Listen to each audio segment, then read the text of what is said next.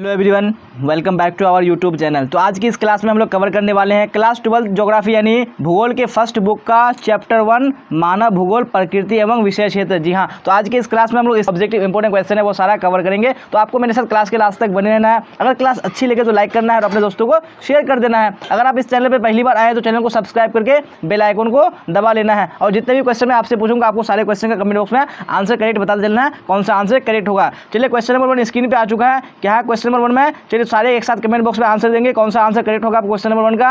यानी निम्नलिखित कथनों में से कौन सा एक भूगोल का वर्णन नहीं करता है। जी हाँ, तो कौन एक भूगोल का वर्णन नहीं करता है, यानी कौन सा आपका ऑप्शन करेक्ट हो जाएगा। यानी समाकलात्मक अनुशासन या मानव और पर्यावरण के बीच अंतर संबंधों का अध्ययन या द्वैतता पर आश्रित या प्रौद्योगिकी के विकास के फलस्वरूप आधुनिक समय में प्रासंगिक नहीं। जी हाँ, तो यहाँ पे आपका ऑप्शन नंबर डी बिल्कुल करेक्ट हो जाएगा। यानी ये ऑप्शन क्या है, बिल्कुल वर्णन नहीं करता है, यानी भूगोल को। चलिए इसी तरह हम लोग नेक्स्ट क्वेश्चन देखेंगे और आप लोग इसी तरह कमेंट बॉक्स में आंसर बताते चलिएगा कौन सा आंसर करेक्ट होगा। चलिए क्वेश्चन नंबर 1 यानी 2 भी स्क्रीन पे आ चुका है। क्या है? निम्नलिखित में कौन सा एक भौगोलिक सूचना का स्रोत नहीं है। तो कौन सा एक भौगोलिक सूचना का स्रोत नहीं है? यात्रियों का विवरण या प्राचीन मानचित्र या चंद्रमा से चट्टानी पदार्थों के नमूने या प्राचीन महाकाव्य। जी हाँ, तो यहाँ पे क्वेश्चन नंबर 2 का आपका ऑप्शन नंबर सी बिल्कुल करेक्ट हो जाएगा। यानी चंद्रमा से चट्टानी पदार्थों के नमूने ये क्या है, यानी भौगोलिक सूचना का स्रोत नहीं है। चलिए अब अगला क्वेश्चन देख लीजिए हम लोग। क्वेश्चन नंबर 3 क्या बोला जा रहा है क्वेश्चन नंबर 3 में,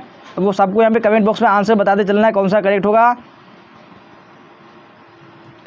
निम्नलिखित में कौन सा एक लोगों और पर्यावरण के बीच अन्योन्य क्रिया का सर्वाधिक महत्वपूर्ण कारक है। जी हाँ, तो कौन सा एक लोगों और पर्यावरण के बीच अन्योन्य क्रिया का सर्वाधिक महत्वपूर्ण कारक है। यानी मानव बुद्धिमत्ता या प्रौद्योगिकी या लोगों के अनुभव या मानवीय भाईचारा। जी हाँ, तो यहाँ पे क्वेश्चन नंबर 3 का आपका ऑप्शन नंबर बी बिल्कुल करेक्ट हो जाएगा, यानी प्रौद्योगिकी। चलिए आप देखेंगे अगला क्वेश्चन, क्वेश्चन नंबर 4 क्या बोला जा रहा है क्वेश्चन नंबर 4 में। चलिए सारे आंसर देंगे। निम्नलिखित में कौन सा एक मानव भूगोल का उपागम यानी क्या बोला है, उपगमन यानी उपागम नहीं है। जी हाँ, तो कौन सा एक उपागम नहीं है मानव भूगोल का? क्षेत्रीय विभिन्नता या मात्रात्मक क्रांति या स्थानीय संगठन या अन्वेषण और वर्णन। जी हाँ, तो यहाँ पे क्वेश्चन नंबर 4 का आपका आंसर यानी डी हो जाएगा। यानी अन्वेषण और जो वर्णन है ये मानव भूगोल का उपागम नहीं है। चलिए देख लेंगे अगला क्वेश्चन, क्वेश्चन नंबर 5 क्या बोला जा रहा है क्वेश्चन नंबर 5 में। मानव भूगोल की क्रियाशील यानी मानव भूगोल क्रियाशील मानव और अस्थायी पृथ्वी के परिवर्तनशील संबंधों का अध्ययन है, ये किसने कहा। जी हाँ, तो ये कथन किसने कहा है, यानी प्रो हंटिंगटन या कू सैंपल ने या डेविस ने या जीन ब्रूस ने। जी हाँ, तो यहाँ पे कौन सा आपका 5 का करेक्ट आंसर हो जाएगा, बिल्कुल ऑप्शन नंबर बी हो जाएगा, यानी सैंपल ने बोला था। चलिए अगला क्वेश्चन देख लेंगे हम लोग। क्वेश्चन नंबर 6 क्या है क्वेश्चन नंबर 6 में। चलिए सारे कमेंट बॉक्स में आंसर देते रहेंगे इसी तरह जिस तरह आप लोग आंसर देते चलना है। क्या है क्वेश्चन नंबर 6 में, जियोग्राफी शब्द किसने गढ़ा है। जी हाँ, तो जियोग्राफी शब्द है वो किसने गढ़ा है, हमबोल्ट ने या हूपर ने या इरेटोस्थनीज ने या डार्विन ने। तो यहाँ पे 6 का आपका ऑप्शन नंबर सी बिल्कुल करेक्ट हो जाएगा। जी हाँ, यानी इरेटोस्थनीज ने। चलिए नेक्स्ट क्वेश्चन देख लीजिए हम लोग। क्वेश्चन नंबर 7 क्या बोला जा रहा है क्वेश्चन नंबर 7 में। संभववाद शब्द का प्रयोग सर्वप्रथम किस फ्रांसीसी विद्वान ने किया। जी हाँ, यानी जो संभववाद शब्द है इसका जो प्रयोग सबसे पहले किया था वो कौन से फ्रांसीसी विद्वान ने किया था। यानी विडाल डी ला ब्लास ने या लुसियन फेब्रे ने या फ्रांसिस बुकानन ने या जीन ब्रूस ने। जी हाँ, तो यहाँ पे 7 का आप लोग आंसर देंगे, कौन सा करेक्ट हो जाएगा, बिल्कुल यहाँ पे ऑप्शन नंबर बी हो जाएगा। जी हाँ, यानी लुसियन फेब्रे ने सबसे पहले यानी संभववाद शब्द का यानी संभववाद शब्द का प्रयोग किया था। चलिए अब अगला क्वेश्चन देख लेंगे हम लोग। क्वेश्चन नंबर 8 क्या है क्वेश्चन नंबर 8 में। चलिए सारे कमेंट बॉक्स में आंसर दीजिए कौन सा होगा। संभववाद अवधारणा में किस घटक को महत्वपूर्ण माना गया है। जी हाँ, तो कौन से घटक को महत्वपूर्ण माना गया है संभववाद अवधारणा में, प्राकृतिक घटक या मानवीय घटक या ए एवं बी दोनों या इनमें से कोई नहीं। जी हाँ, तो आपको 8 का आंसर बताने हैं कौन सा करेक्ट हो जाएगा, बिल्कुल ऑप्शन नंबर बी हो जाएगा। जी हाँ, यानी मानवीय घटक को यानी महत्वपूर्ण माना गया है संभववाद अवधारणा में। चलिए देख लेंगे अगला क्वेश्चन, क्वेश्चन नंबर 9 क्या है क्वेश्चन नंबर 9 में। आधुनिक मानव भूगोल के जनक है। जी हाँ, तो आधुनिक मानव भूगोल के जनक कौन है, यानी फ्रेडरिक रेटजेल या वारेनियस या चार्ल्स डार्विन या एलन सैंपल। तो यहाँ पे क्वेश्चन नंबर 9 का आंसर देंगे, बिल्कुल ऑप्शन नंबर यानी सबका ए आ रहा है, यानी फ्रेडरिक रेटजेल हो जाएगा। चलिए देख लेंगे इसी तरह हम लोग नेक्स्ट क्वेश्चन, क्वेश्चन नंबर 10 क्या है क्वेश्चन नंबर 10 में। नव निश्चयवाद के प्रवर्तक कौन है। जी हाँ, तो नव निश्चयवाद के प्रवर्तक कौन है, टेलर, हमबोल्ट, रेटजेल या ब्लास। जी हाँ, तो यहाँ पे क्वेश्चन नंबर 10 का बिल्कुल आपका ऑप्शन नंबर ए हो जाएगा, यानी टेलर। चलिए अब देख लेंगे नेक्स्ट क्वेश्चन, क्वेश्चन नंबर 11। क्या है क्वेश्चन नंबर 11 में? नियतिवाद के विचारक कौन थे? जी हाँ, तो नियतिवाद जो है उसके विचारक कौन थे वो आपको बताने हैं, यानी ई कांट या हम्बोल्ट या रिटर या इनमें से सभी। तो यहाँ पे क्वेश्चन नंबर 11 का आंसर देंगे। बिल्कुल बिल्कुल यहाँ पे सबका आंसर ऑप्शन नंबर डी आ रहा है, तो बिल्कुल करेक्ट हो जाएगा। जी हाँ, यानी ये सारे जो थे ये क्या थे? यानी नियतिवाद के विचारक थे। चलिए अगला क्वेश्चन, क्वेश्चन नंबर 12 देख लेंगे हम लोग। क्या है क्वेश्चन नंबर 12 में? चलिए स्क्रीन पे आ चुका है।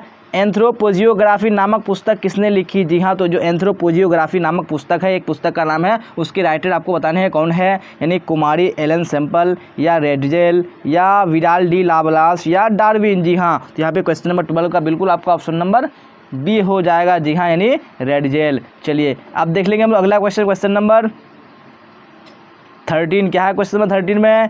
निम्नलिखित में कौन विद्वान मानव भूगोल से संबंधित नहीं है? जी हाँ, तो कौन सा विद्वान है जो मानव भूगोल से संबंधित नहीं है? सैम्पल या रेडजेल या बर्ट्रैंड रसल या हंटिंगटन। जी हाँ, तो यहाँ पे कौन सा आपका 13 का आंसर करेक्ट होगा? बिल्कुल ऑप्शन नंबर सी हो जाएगा। जी हाँ, ये जो बर्ट्रैंड रसल है ये मानव भूगोल से संबंधित नहीं है, यानी इसका संबंध मानव भूगोल से नहीं है। चलिए नेक्स्ट क्वेश्चन देख लेंगे हम लोग, क्वेश्चन नंबर 14। क्या है क्वेश्चन नंबर 14 में? प्रकृति और मानव के बीच पारस्परिक क्रिया का सबसे महत्वपूर्ण कारक कौन है? जी हाँ, तो कौन सा कारक है, यानी महत्वपूर्ण कारक प्रकृति और मानव के बीच पारस्परिक क्रिया का, यानी बुद्धिमत्ता, यानी तकनीक या सूझ यानी समझबूझ या भाईचारा। तो यहाँ पे 14 का आपका ऑप्शन नंबर बी बिल्कुल करेक्ट हो जाएगा। जी हाँ, यानी तकनीक जो है ये प्रकृति और मानव के बीच में पारस्परिक क्रिया का क्या है? सबसे महत्वपूर्ण कारक है, सबसे महत्वपूर्ण फैक्टर है। चलिए देख लेंगे अगला क्वेश्चन, क्वेश्चन नंबर 15। क्या है क्वेश्चन नंबर 15 में? निम्नलिखित में कौन मानव भूगोल की यानी मानव की मूल आवश्यकता से संबंधित नहीं है? जी हाँ, नहीं कौन सा है जो मानव की मूल आवश्यकता से संबंधित नहीं है? परिवहन, कृषि, गृह निर्माण या वस्त्र उद्योग। चलिए तो 15 का यहाँ पे आपका ऑप्शन नंबर ए हो जाएगा बिल्कुल, यानी जो परिवहन जो है ये मानव भूगोल यानी मानव की मूल आवश्यकता से संबंधित नहीं है। चलिए नेक्स्ट क्वेश्चन, क्वेश्चन नंबर 16 देखिएगा। क्या है क्वेश्चन नंबर 16 में? कौन सामाजिक भूगोल का उपक्षेत्र नहीं है? जी हाँ, नहीं कौन सामाजिक भूगोल का उपक्षेत्र नहीं है? लिंग भूगोल या सांस्कृतिक भूगोल या सैन्य भूगोल या चिकित्सा भूगोल। जी हाँ, तो 16 का सारे बच्चे कमेंट बॉक्स में आंसर बताने की कोशिश करेंगे कौन सा करेक्ट हो जाएगा।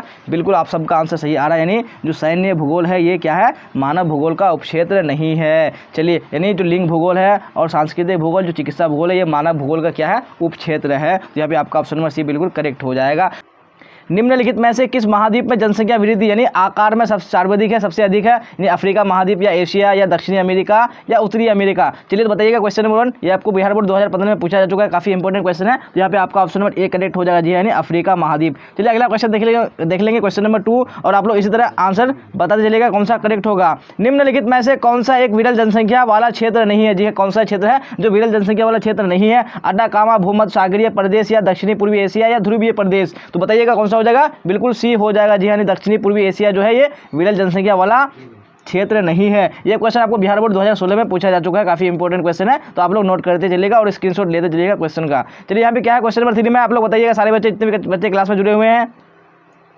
निम्नलिखित में कौन सा एक प्रवास का प्रतिकर्ष कारक नहीं है? जी है, कौन सा एक प्रवास का प्रतिकर्ष कारक नहीं है? जल का अभाव या बेरोजगारी, चिकित्सा, शैक्षणिक सुविधाएं या महामारियां। जी हाँ, तो कौन सा हो जाएगा 3 का? बिल्कुल ऑप्शन नंबर सी हो जाएगा। जी हाँ, यानी चिकित्सा और जो शैक्षणिक सुविधाएं हैं ये क्या है? प्रतिकर्ष कारक नहीं है। जी हाँ, ये क्या है?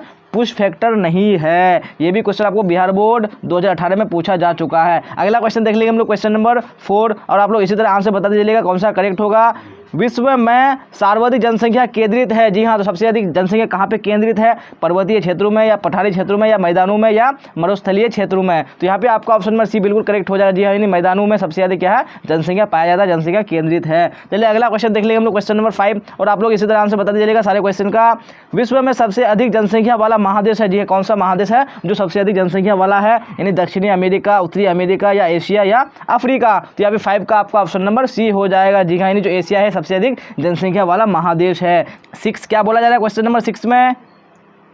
जनसंख्या वितरण को प्रभावित करने वाले कारकों में सबसे महत्वपूर्ण कारक कौन सा है? जी हाँ, कौन सा कारक है यानी जो सबसे अधिक जनसंख्या को प्रभावित करता है? यानी स्थलाकृति, मिट्टी, प्राकृतिक वनस्पति या जलवायु। तो यहाँ पे 6 का आपका ऑप्शन नंबर डी हो जाएगा। जी हाँ, यानी जलवायु जो है सबसे अधिक प्रभावित करने वाला कारक है। चलिए अगला क्वेश्चन देख लीजिए हम लोग, क्वेश्चन नंबर 7। क्या है क्वेश्चन नंबर 7 में? अमेजन नदी बेसिन में किस तरह की जनसंख्या पाई जाती है? जी हाँ, किस प्रकार की जनसंख्या पाई जाती है अमेजन नदी बेसिन में? यानी सघन जनसंख्या या साधारण जनसंख्या या विरल जनसंख्या या इनमें से कोई नहीं। तो यहाँ पे बताइएगा, ये क्वेश्चन आपको झारखंड बोर्ड 2020 में पूछा जा चुका है। तो यहाँ पे 7 का आपका ऑप्शन नंबर बी हो जाएगा। जी है, यानी साधारण जनसंख्या पाई जाती है। चलिए अगला क्वेश्चन देख लेंगे हम लोग, क्वेश्चन नंबर 8। क्या है क्वेश्चन नंबर 8 में?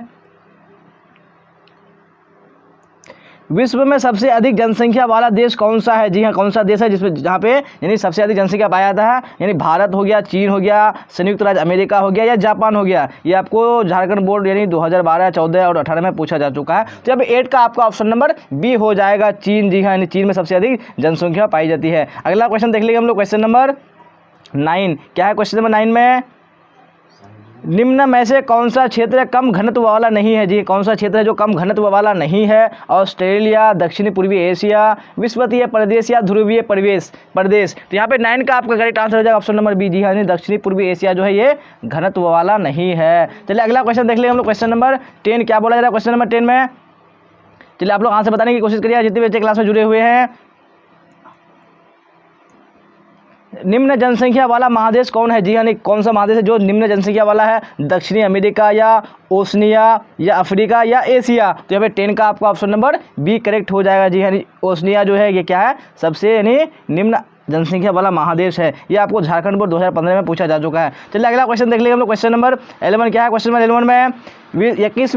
21वीं शताब्दी के प्रारंभ में विश्व की जनसंख्या दर्ज की गई। जी हाँ, तो कितनी दर्ज की गई थी 21वीं शताब्दी में? 500 करोड़, 530 करोड़, 600 करोड़ या इनमें से कोई नहीं। तो यहाँ पे 11 का आपका ऑप्शन नंबर सी हो जाएगा। जी हाँ, यानी 600 करोड़ की गई थी। चलिए अगला क्वेश्चन देख लेंगे हम लोग, क्वेश्चन नंबर 12। क्या है क्वेश्चन नंबर 12 में? निम्नलिखित में से किस महाद्वीप में जनसंख्या वृद्धि सर्वाधिक है? जी हाँ, कौन सा महाद्वीप है जहाँ पे जनसंख्या वृद्धि दर क्या है? सर्वाधिक है। यूरोप, अफ्रीका, ऑस्ट्रेलिया या एशिया। तो यहाँ पे 12 का आपका ऑप्शन नंबर डी हो जाएगा। जी हाँ, यानी एशिया हो जाएगा। चलिए अब अगला क्वेश्चन देख लेंगे हम लोग क्वेश्चन नंबर 13। क्या बोला जा रहा है क्वेश्चन नंबर 13 में? सबसे अधिक जनसंख्या वाला महाद्वीप कौन सा है? जी हाँ, कौन सा महाद्वीप है जो सबसे अधिक जनसंख्या पाई जाती है यहाँ पे? ऑस्ट्रेलिया, उत्तरी अमेरिका या एशिया या अफ्रीका। तो पे 13 का आपका ऑप्शन नंबर सी हो जाएगा। जी हाँ, यानी एशिया। ये भी आपको झारखंड बोर्ड 2013 और 2019 में पूछा जा चुका है। अगला क्वेश्चन देख लेंगे हम लोग, क्वेश्चन नंबर 14। क्या बोला जा रहा है क्वेश्चन नंबर 14 में? किस वर्ष विश्व की मानव यानी जनसंख्या 6 अरब हुई? जी हाँ, कौन से वर्ष? 1750 ईस्वी में या 1975 ईस्वी में या 1830 ईस्वी में या 1999 ईस्वी में? तो यहाँ पे 14 का आपका ऑप्शन नंबर डी करेक्ट हो जाएगा। जी हाँ, यानी वर्ष 1999 ईस्वी में। ये भी आपको बिहार बोर्ड 2013 में पूछा जा चुका है क्वेश्चन। चलिए अब अगला क्वेश्चन देख लेंगे हम लोग, क्वेश्चन नंबर 15। क्या है 15 में?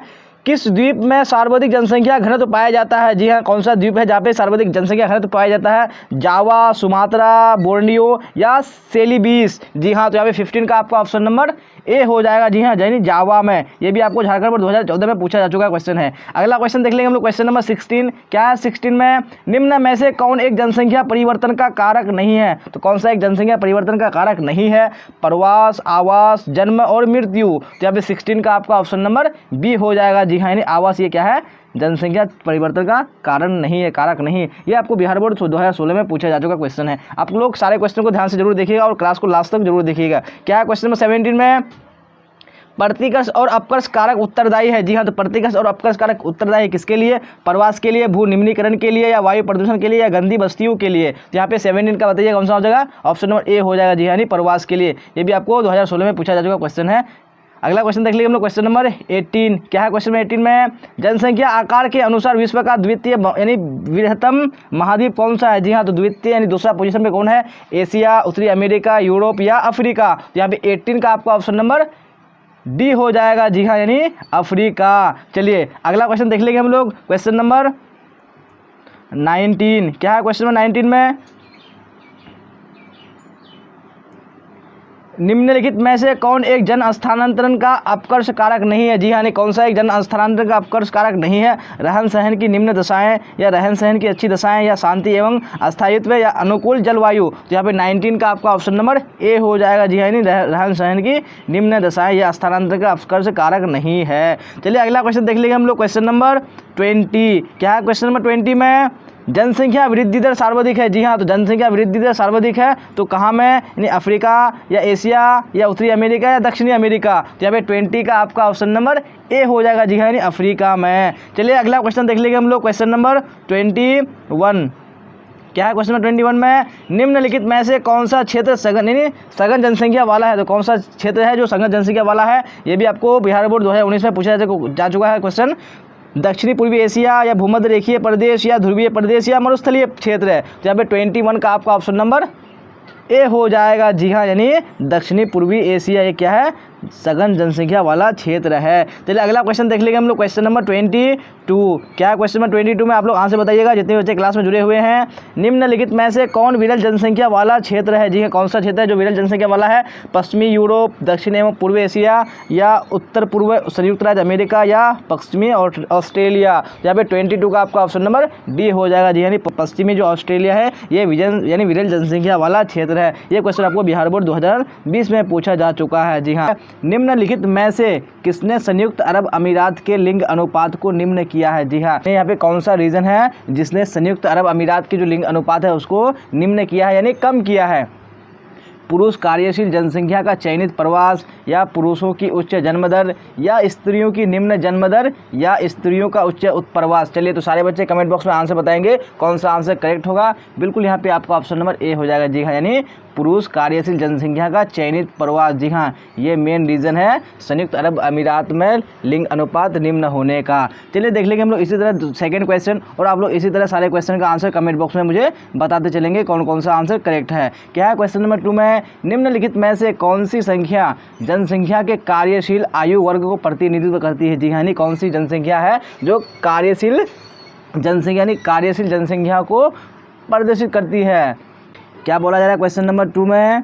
निम्नलिखित में से कौन सी संख्या जनसंख्या के कार्यशील आयु वर्ग का प्रतिनिधित्व करती है? 15 से 65 वर्ष, या 15 से 66 वर्ष, या 15 से 64 वर्ष, या 15 से 59 वर्ष। चलिए तो बताइए सारे बच्चे कमेंट बॉक्स में कौन सा आंसर हो जाएगा। बिल्कुल ऑप्शन नंबर डी आ रहा है सबका, तो यहाँ पे ऑप्शन नंबर डी हो जाएगा। जी हाँ, यानी जो 15 से जो 59 वर्ष है इसको यानी क्या बोला जाता है? कार्यशील आयु वर्ग बोला जाता है। चलिए अब देख लेंगे हम लोग अगला क्वेश्चन, क्वेश्चन नंबर 3, और आप लोग क्लास के लास्ट तक जरूर देखिएगा, हम लोग सारे इंपॉर्टेंट क्वेश्चन कवर करेंगे। क्या है क्वेश्चन नंबर 3 में?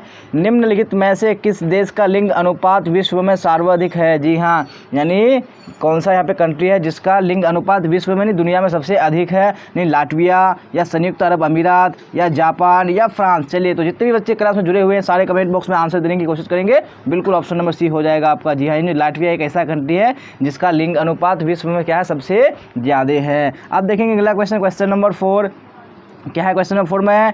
निम्नलिखित में से कौन सा आयु वर्ग नहीं है? जी हाँ, यानी कौन सा यहाँ पे ऑप्शन है जो आयु वर्ग नहीं है? यानी 0 से 14 वर्ष, या 15 से 59 वर्ष, या 60 वर्ष से अधिक, या 70 वर्ष से अधिक। जी हाँ, तो आपने पढ़ा था 3 आयु वर्ग होता है, तो यहाँ पे कौन सा नहीं है? तो यहाँ पे आपका ऑप्शन नंबर डी हो जाएगा। जी हाँ, यानी 70 से अधिक ये कोई आयु वर्ष नहीं है, तो आपका ऑप्शन नंबर डी करेक्ट हो जाएगा। अब इसी तरह हम लोग नेक्स्ट क्वेश्चन देख लेंगे, क्वेश्चन नंबर 5, और आप लोग इसी तरह कमेंट बॉक्स में आंसर बताते चलिएगा कौन सा करेक्ट होगा। क्या है क्वेश्चन नंबर 5 में? विश्व में सबसे अधिक नगरीकृत देश है? ग्रेट ब्रिटेन है, संयुक्त राज्य अमेरिका, या ऑस्ट्रेलिया, या मिस्र। चलिए तो पता हो तो आप लोग कमेंट बॉक्स में आंसर बताइए कौन सा हो जाएगा। बिल्कुल बिल्कुल आपका ऑप्शन नंबर ए हो जाएगा। जी हाँ, यानी ग्रेट ब्रिटेन सबसे अधिक नगरीकृत देश है। चलिए देख लेंगे अगला क्वेश्चन, क्वेश्चन नंबर 6। क्या बोला जा रहा है क्वेश्चन नंबर 6 में? ओके, तो आप लोग आंसर दीजिए कौन सा होगा। 100% शहरी जनसंख्या वाले देश का नाम है? जी हाँ, यानी कौन सा देश है जहाँ पे 100% शहरी जनसंख्या पाया जाता है? सिंगापुर, थाईलैंड, जापान, या इंडोनेशिया। चलिए बताइएंगे मुझे क्वेश्चन नंबर 6 का कौन सा हो जाएगा आपका आंसर, ए, बी, सी, या डी। बिल्कुल आप सबका आंसर सही आ रहा है, यानी सिंगापुर एक ऐसा कंट्री है, ऐसा देश है जहाँ पे 100% क्या है? शहरी जनसंख्या पाई जाती है। अब देख लेंगे अगला क्वेश्चन, क्वेश्चन नंबर 7। क्या है क्वेश्चन नंबर 7 में? विश्व की जनसंख्या में औसत लिंग अनुपात है? जी हाँ, यानी विश्व की जो जनसंख्या है उसमें औसत यानी एवरेज में कितना लिंग अनुपात है? यानी 950, या 970, या 990, या 1010। चलिए, तो यहाँ पे आपको औसत पूछा जा रहा है, तो आपको कमेंट बॉक्स में आंसर बताने हैं कौन सा ऑप्शन हो जाएगा। बिल्कुल आपका ऑप्शन नंबर सी हो जाएगा। जी हाँ, यानी विश्व में जो औसत लिंग अनुपात है वो 990 है। चलिए, आप अगला क्वेश्चन देख लेंगे हम लोग। क्वेश्चन नंबर 8 क्या है? क्वेश्चन नंबर 8 में ओके, स्क्रीन पे आ चुका है क्वेश्चन नंबर 8। यूरोप के अधिकांश देशों में महिलाओं की तुलना में पुरुषों की संख्या कम मिलने का कारण है। जी हाँ, जो यूरोप के जितने भी सारे अधिकार यानी ज़्यादा से जो देश हैं उसमें महिलाओं की जो तुलना में पुरुषों की संख्या है वो काफ़ी कम मिलती है। तो उसका रीज़न क्या है? यानी निम्न जन्म दर की दर है, या समाज में महिलाओं की बेहतर स्थिति है, या पुरुष प्रधान उत्प्रवास है, या ए और बी दोनों। जी हाँ, तो आप लोग बताइएगा कौन सा क्वेश्चन नंबर 8 का आंसर करेक्ट हो जाएगा। बिल्कुल आपका ऑप्शन नंबर डी हो जाएगा, यानी ए एवं बी, यानी ए एवं बी ये दोनों क्या है? रीज़न है। क्या है? यानी महिलाओं की तुलना में पुरुषों की संख्या कम मिलने का। कहाँ? यूरोपीय देशों में। अब देख लेंगे अगला क्वेश्चन, क्वेश्चन नंबर 9। आप लोग क्लास को लास्ट तक जरूर देखिएगा। क्या है क्वेश्चन नंबर 9 में? विश्व में वर्ष 2015 में निम्नतम लिंग अनुपात यानी प्रति 1000 पुरुषों पर 308 महिलाएं रहा है। जी हाँ, तो कौन से देश में रहा है वर्ष 2015 में? यानी प्रति 1000 पुरुषों पर 308 महिलाएं। वो आपको देश का नाम बताना है कौन से देश में है। नहीं, कुवैत में, संयुक्त अरब अमीरात में, सऊदी अरब में, या कतर में। चलिए, तो आप लोग क्वेश्चन नंबर 9 का आंसर देंगे मुझे, और कौन सा हो जाएगा? ए, बी, सी या डी। बिल्कुल आप सबका आंसर डी आ रहा है। जी हाँ, यानी कतर में जब कतर में 2015 में जब क्या हुआ, जनगणना हुआ, तो वहाँ पे 308 महिला यानी 1000 पुरुषों पर 308 महिलाएं पाया गया। अब देख लेंगे अगला क्वेश्चन, क्वेश्चन नंबर 10। क्या है क्वेश्चन नंबर 10 में? चलिए, क्वेश्चन लॉन्ग है तो मैं आपको शॉर्ट करके दिखा रहा हूँ। अभी क्वेश्चन नंबर 10 क्या बोला जा रहा है? विकसित राष्ट्रों के अधिकांश नगरीय क्षेत्रों में उच्च लिंग अनुपात मिलने का कारण है। जी हाँ, तो विकसित जितने भी राष्ट्र हैं अधिकांश नगरीय क्षेत्रों में क्या होते हैं? उच्च लिंग अनुपात पाए जाते हैं। तो उसका कारण क्या है? यानी नगरीय क्षेत्र में रोजगार के अधिक साधनों का मिलना, या ग्रामीण क्षेत्रों के कृषि कार्यों में पुरुषों की उच्च भागीदारी, या ग्रामीण क्षेत्रों से नगरीय क्षेत्रों की ओर होने वाला महिला प्रधान प्रवास, या यानी उपयुक्त सभी। तो यहाँ पे आपका कौन सा करेक्ट हो जाएगा? बिल्कुल आपका ऑप्शन नंबर डी हो जाएगा। जी हाँ, यानी ये सारे रीजन हैं, यानी लिंग अनुपात उच्च होने का। कहाँ पे? यानी नगरीय क्षेत्रों में, विकसित राष्ट्रों के। चलिए, अब देख लेंगे हम लोग अगला क्वेश्चन, क्वेश्चन नंबर 11। क्या है क्वेश्चन नंबर 11 में? तो आप लोग आंसर देने की कोशिश करेंगे मुझे क्वेश्चन नंबर 11 का।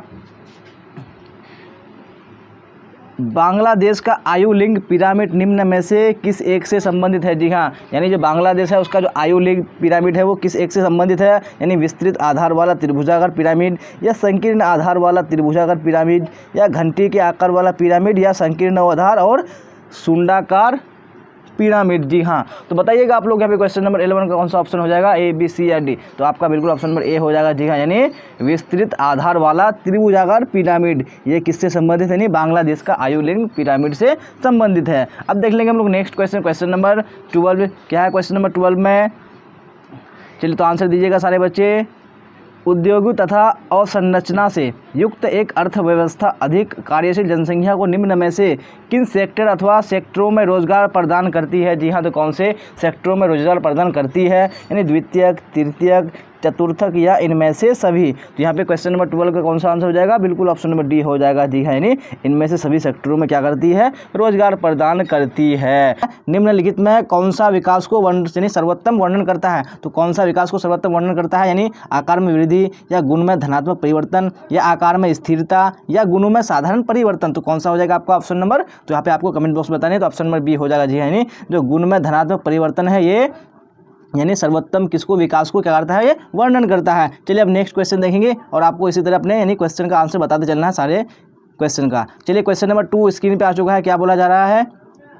मानव विकास की अवधारणा निम्नलिखित में से किस विद्वान की देन है? जी हाँ, किस विद्वान की देन है मानव विकास की अवधारणा? यानी प्रोफेसर अमृत्या सेन, या डॉक्टर महबूबुल हक, या एलन सी सैम्पल, या रेडजेल। तो कौन सा करेक्ट हो जाएगा? तो यहाँ पे आपका ऑप्शन नंबर बी बिल्कुल करेक्ट हो जाएगा। जी हाँ, यानी डॉक्टर महबूबुल हक की देन है, यानी किसका? मानव विकास की अवधारणा। चलिए, अब अगला देख लेंगे हम लोग क्वेश्चन नंबर 3। क्या है क्वेश्चन नंबर 3 में? जल्दी आप लोग कमेंट बॉक्स में आंसर दीजिएगा सारे बच्चे कमेंट बॉक्स में। क्वेश्चन नंबर 3 स्क्रीन पर आ चुका है। निम्नलिखित में कौन सा देश उच्च मानव विकास वाला नहीं? यहाँ पे नॉर्वे है, अर्जेंटीना है, जापान है, या मिस्र है। तो कौन सा करेक्ट हो जाएगा आपका 3 का? तो ऑप्शन नंबर बी हो जाएगा। जी हाँ, यानी मिस्र जो है ये उच्च मानव विकास वाला देश नहीं है। चलिए, अब नेक्स्ट क्वेश्चन, क्वेश्चन नंबर 4 देखेंगे और आप लोग इसी तरह आंसर बताते चलिए सारे क्वेश्चन का। निम्नलिखित में से किस देश का मानव विकास सूचकांक भारत से उच्च नहीं है, यानी यहाँ पे कौन सा ऑप्शन है जिसका जो मानव विकास सूचकांक है वो भारत से ऊंचा नहीं है, यानी ज़्यादा नहीं है। श्रीलंका या ट्रिनिडाड व टोबैगो या ओमान या म्यांमार, तो फिर कौन सा करेक्ट हो जाएगा आपका आंसर? चलिए कमेंट बॉक्स में दीजिए सारे बच्चे। बिल्कुल आपका ऑप्शन नंबर यानी डी हो जाएगा। जी हाँ, यानी जो म्यांमार का जो यानी मानव विकास सूचकांक है वो भारत से कम है। चलिए अब नेक्स्ट क्वेश्चन देखेंगे हम लोग, क्वेश्चन नंबर 5। आपको क्लास के लास्ट तक बने रहना, हम लोग इंपॉर्टेंट क्वेश्चन कवर करेंगे इस चैप्टर के, तो आपको हाल में देखना है। निम्नलिखित में से कौन सा देश उच्च मानव विकास स्तर में सम्मिलित नहीं है, यानी कौन सा देश है यहाँ पे जो उच्च मानव विकास स्तर में सम्मिलित नहीं है? नॉर्वे, भारत, ऑस्ट्रेलिया या कनाडा। यहाँ पे आपका ऑप्शन नंबर बी बिल्कुल करेक्ट हो जाएगा। जी है, नहीं जो भारत है ये उच्च मानव विकास स्तर में शामिल नहीं है, यानी इसको सम्मिलित नहीं किया गया है। चलिए अब नेक्स्ट क्वेश्चन, क्वेश्चन नंबर 6 देखेंगे क्या बोला जा रहा है क्वेश्चन नंबर 6 में। चलिए स्क्रीन पे आ चुका है, तो आप लोग आंसर दीजिए। निम्नलिखित में से कौन सा देश उच्च मानव विकास वाला है? जी यानी कौन सा देश है जो उच्च मानव विकास वाला है? दक्षिण अफ्रीका, भारत, चीन या नॉर्वे। तो यहाँ पे करेक्ट आंसर हो जाएगा आपका 6 का ऑप्शन नंबर सी। जी हाँ, यानी जो नॉर्वे है ये उच्च मानव विकास वाला देश है, यानी ये सबसे नंबर 1 पर है। चलिए अब नेक्स्ट क्वेश्चन देखेंगे हम लोग, क्वेश्चन नंबर 7 क्या है? क्वेश्चन नंबर 7 में आप लोग आंसर देने की कोशिश कीजिएगा सारे जितने भी जुड़े हुए हैं। चलिए क्वेश्चन आ चुका है स्क्रीन पे। मानव विकास की अवधारणा निम्नलिखित में से किस व्यक्ति की देन है? जी हाँ, किस व्यक्ति की देन है मानव विकास की अवधारणा? तो यहाँ पे आपका ऑप्शन नंबर सी हो जाएगा, यानी महबूबुल हक। मैंने आपको पहले ही बता दिया है। चलिए अब नेक्स्ट क्वेश्चन, क्वेश्चन नंबर 8 देखेंगे हम लोग क्या बोला जा रहा है क्वेश्चन नंबर 8 में। चलिए आंसर दीजिए सारे बच्चे कमेंट बॉक्स में। मानव विकास सूचकांक का मापक निम्न में से कौन सा है? जी यानी कौन सा मापक है जिससे मानव विकास सूचकांक को मापा जाता है? वहाँ पे आपका ऑप्शन नंबर ए में है स्वास्थ्य है, बी में आपका शिक्षा, सी में आपका है संसाधनों तक पहुँच, डी में आपका है इनमें से सभी। चलिए तो आंसर दीजिए कौन सा हो जाएगा? बिल्कुल आपका ऑप्शन नंबर डी हो जाएगा। जी है, यानी मानव विकास सूचकांक का जो मापक है वो स्वास्थ्य भी है, शिक्षा भी है और संसाधनों तक पहुँच, ये भी क्या है? मापक है। चलिए अब नेक्स्ट क्वेश्चन देख लेंगे हम लोग, क्वेश्चन नंबर 9। 8 तक हम लोगों का हो चुका है और अच्छे तरीके से किया है, और आपको सारे क्वेश्चन को अच्छे तरीके से करना है और आंसर देते चलना है सारे क्वेश्चन का। चलिए क्वेश्चन नंबर यहाँ पे 9 स्क्रीन पे आ चुका है। मानव विकास का कौन सा उपागम प्रोफेसर अमर्त्य सेन द्वारा प्रतिपादित किया गया? जी हाँ, यानी कौन सा उपागम है जो अमर्त्य सेन ने दिया था? यानी आयु उपागम या कल्याण उपागम या आधारभूत आवश्यकता उपागम या क्षमता उपागम। तो कौन सा करेक्ट हो जाएगा 9 का? चलिए आंसर दीजिए। बिल्कुल सारे बच्चे ऑप्शन नंबर डी बोल रहे हैं, तो यहाँ पे आपका ऑप्शन नंबर डी हो जाएगा। जी है, यानी जो प्रोफेसर अमर्त्य सेन थे उन्होंने क्षमता उपागम यानी कैपेबिलिटी अप्रोच। चलिए अब देख लेंगे हम लोग नेक्स्ट क्वेश्चन, क्वेश्चन नंबर 10 क्या है? क्वेश्चन नंबर 10 में चलिए स्क्रीन पे आ चुका है, तो फिर आप लोग देरी मत कीजिए, आंसर देने की कोशिश कीजिए। प्रसन्नता की कीमत पर भौतिक प्रगति नहीं की जा सकती, यह कथन निम्न में से किस देश के संदर्भ में सही है? यानी कौन सा देश है जिसके संदर्भ में यह कथन सही है? कौन सा कथन? यानी प्रसन्नता की कीमत पर भौतिक प्रगति नहीं की जा सकती, यानी नेपाल, मंगोलिया, भूटान या म्यांमार। चलिए तो आंसर दीजिए। बिल्कुल आपका ऑप्शन नंबर सी हो जाएगा, यानी भूटान। चलिए अब नेक्स्ट क्वेश्चन देख लेंगे हम लोग, क्वेश्चन नंबर 11 क्या है? क्वेश्चन नंबर 11 में चलिए आंसर दीजिए सारे बच्चे। विश्व में सर्वाधिक मानव विकास सूचकांक रखने वाला 2 देश है? जी हाँ, यानी वर्ष 2018 में जो विश्व में सर्वाधिक मानव विकास सूचकांक रखने वाला 2 जो देश है वो कौन कौन सा है? नॉर्वे और स्विट्जरलैंड, या नॉर्वे और जर्मनी है, या नॉर्वे और सिंगापुर है, या नॉर्वे और डेनमार्क है। तो यहाँ पे कौन सा करेक्ट हो जाएगा? ऑप्शन नंबर ए हो जाएगा। जी हाँ, यानी जो 2 फर्स्ट है वो कौन है? नॉर्वे और स्विट्जरलैंड। चलिए अब नेक्स्ट क्वेश्चन देख लेंगे हम लोग, क्वेश्चन नंबर 12। चलिए तो आंसर दीजिए। क्वेश्चन नंबर 12 का स्क्रीन पे आ चुका है, आपको दिख रहा है। निम्नलिखित विद्वानों में किसने मानव विकास सूचकांक निर्मित किया? जी हाँ, यानी किसने मानव विकास सूचकांक निर्मित किया था वो बताना है आपका। ऑप्शन नंबर ए में है रेडजेल, बी में आपका है प्रोफेसर अमर्त्य सेन, डॉक्टर महबूबुल हक या अरुण भाघोष। जी हाँ, तो कौन सा हो जाएगा आपका? 12 का ऑप्शन नंबर सी हो जाएगा। जी हाँ, यानी डॉक्टर महबूबुल हक, इसी ने यानी क्या किया था? मानव विकास सूचकांक निर्मित किया था। चलिए अब नेक्स्ट क्वेश्चन देख लेंगे हम लोग, क्वेश्चन नंबर 13 क्या बोला जा रहा है? क्वेश्चन नंबर 13 में डॉक्टर महबूबुल हक मूल निवासी थे? जी हाँ, जो कहाँ के मूल निवासी थे डॉक्टर महबूबुल हक? यहाँ पे आपका ऑप्शन ए में है भारत, बी में आपका है पाकिस्तान, सी में आपका हो गया अफगानिस्तान, डी में आपका हो गया इराक। तो कौन सा करेक्ट हो जाएगा आपका क्वेश्चन नंबर 13 का? बिल्कुल आपका ऑप्शन नंबर बी हो जाएगा। जी हाँ, यानी जो डॉक्टर महबूबुल हक है वो पाकिस्तान के मूल निवासी थे। जी हाँ, तो हम लोग इसी क्वेश्चन के साथ आज को जो क्लास है वो बिल्कुल कंप्लीट कर लिया है। अगर आपको क्लास अच्छी लगे तो लाइक कर देना है और अपने दोस्तों को शेयर कर देना है। चलिए अगर आपको क्लास अच्छी लगे तो लाइक कर देना है और अपने दोस्तों को शेयर कर देना है। अगर आप इस चैनल पर पहली बार आए हैं तो चैनल को सब्सक्राइब करके बेल आइकन को दबा लेना है। चलिए तो यहाँ तक बने रहने के लिए आप सबका धन्यवाद। फिर मिलेंगे हम लोग अगली क्लास में। Till then bye bye, tata, see you on the next class.